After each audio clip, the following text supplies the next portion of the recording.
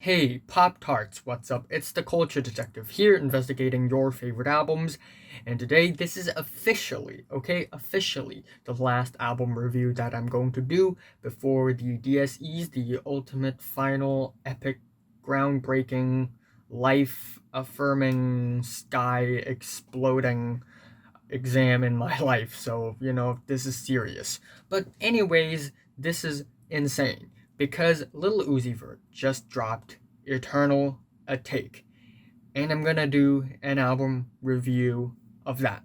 So, Lil Uzi Vert is a trap rapper from Philadelphia, and he has been in the game for quite a while, but he hadn't dropped a single album for a few years already. The last time he dropped an LP, it was in 2017 with Love is Rage 2, and I remember very clearly that I did not like it, but I see some potential in it because the track EXO Tour Life is an awesome song, easily the best song that Lil Uzi Vert has ever done, easily one of the best trap rap songs of the decade. The hooks are catchy and infectious. The tone of the track is icy, melancholic, and it's absolutely amazing. I actually like the music video as well, but that's pretty much Lil Uzi Vert's one-hit wonder because after this album Eternal Atake had came out, I realized that none of the songs on this album really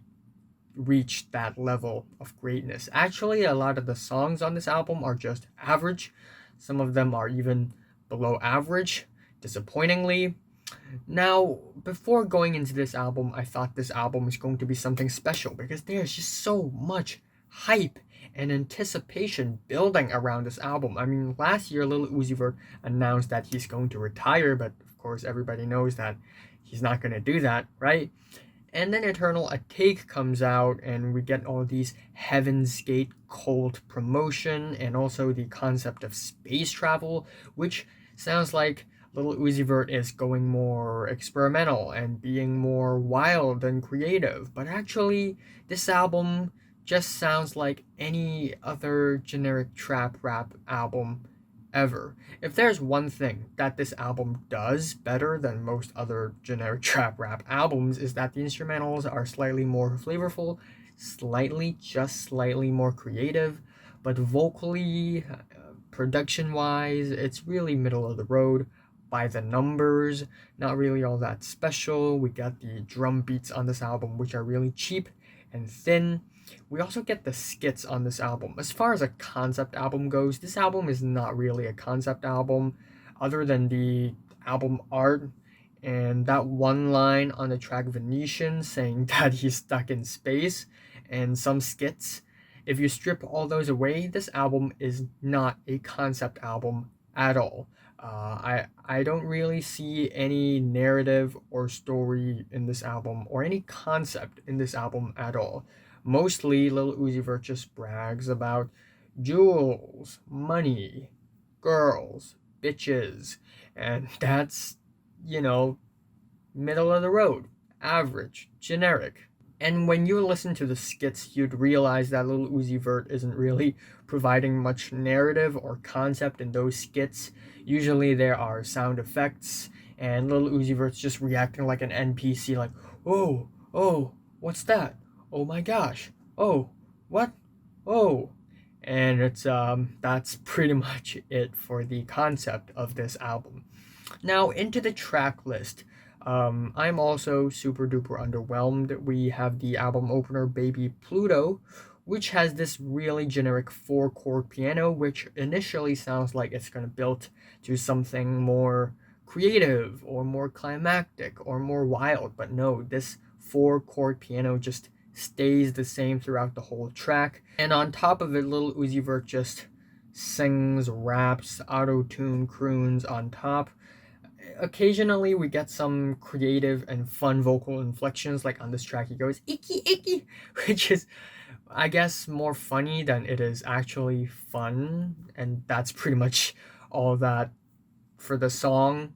And then we have the track Low Mean, and it's pretty much the extension of the album opener, except the drum sequences are a little more basic.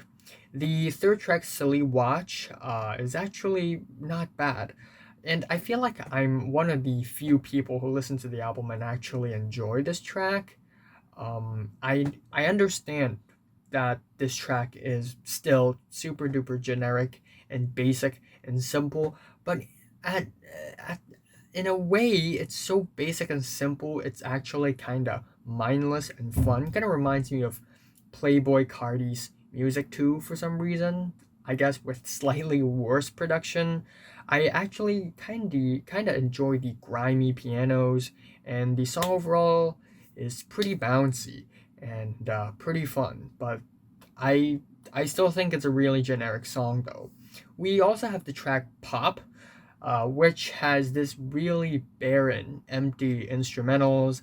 But what's worse is the lyrics and the flows, because basically Little Uzi Vert just repeats words over and over and over again. Balenci, Balenci, Balenci. Then we have the track You Better Move, which is basically a slow trap rap song. It has some cool sound effects incorporated in the beat, but that's just one cool sound effect. Everything else is just pretty below average, especially when Lil Uzi Vert keeps on repeating the line, "You better move, you better move, you better move."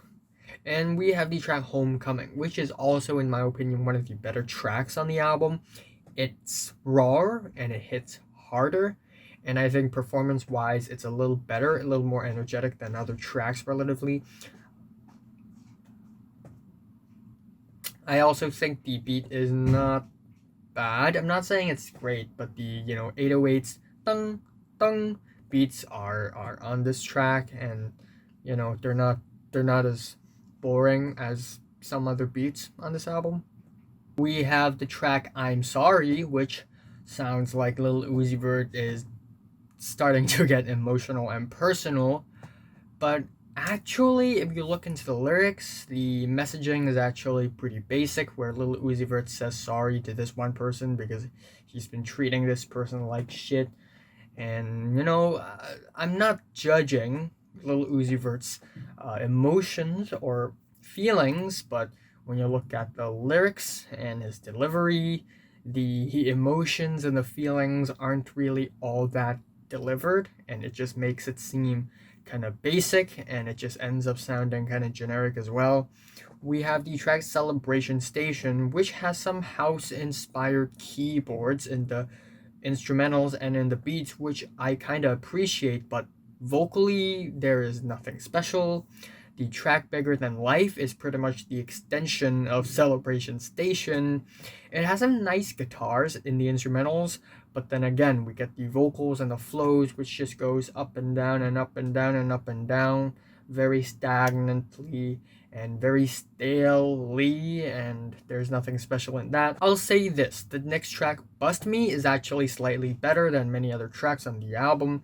The melodies and the hooks on this track are actually distinguishable from the verses and the instrumentals, so that's a good thing. We also have the track Prices, which has slightly better mixing, and we also get these fun little vocal inflections during the hooks and the bridges, which I find entertaining. This is the Little Uzi Vert that I want to hear. The next track, Urgency, has this really muddy beat and instrumental, which just sounds really empty. The vocal harmonies with Sid SYD are hideous. They're really mixed poorly. The next track, Venetia, though, is definitely a highlight on this album. It sounds sweeter, it's cuter, it's catchier. I also really love the small, cutesy, dingy beats. The next track, Secure the Bag, pretty much falls back to the very empty, barren, quiet trap rap song category, and the instrumentals are so quiet it's almost unintentionally drony, which is bad. And it's just another one of those low key slow trap rap songs.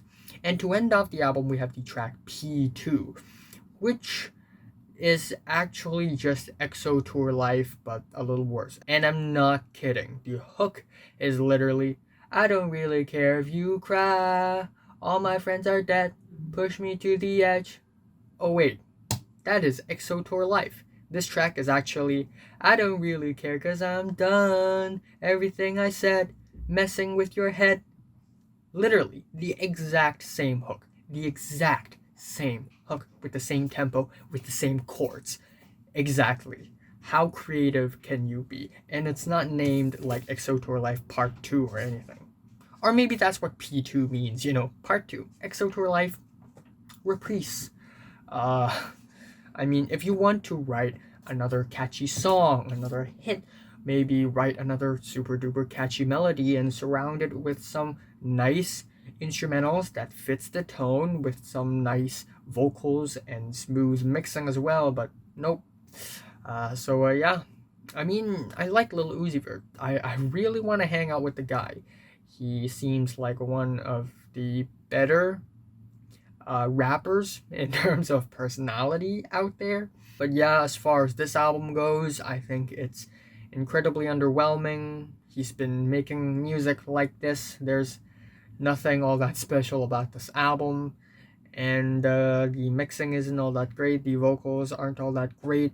The hype certainly wasn't built up to on this album, wasn't lived up to on this album, and I'm just gonna leave it at that. I think some instrumentals here are futuristic, creative, flavorful, but only some, and only the instrumentals, and that's it. So my favorite track here is Venetia, and my least favorite track here is Pop. I am giving Lil Uzi Vert's Eternal Atake a strong 4 to a light 5 out of 10. So, have you listened to the latest Lil Uzi Vert album, Eternal Take, from 1 to 10? How much did you rate it? Like if you like it, hate if you hate it, and subscribe if you want more. And thanks for watching. Also, yes, this is going to be my last album review, and I know that a lot of people are going to hate me for this review, which is pretty cool. I'm going to end on a controversial note, but I won't be around to review the next Weekend album, the next Code Orange album, and I won't be around to film any more reviews. I will, however, put out some pre-recorded videos and edit some school update videos, and that's all I'm going to do. So, yeah, thanks.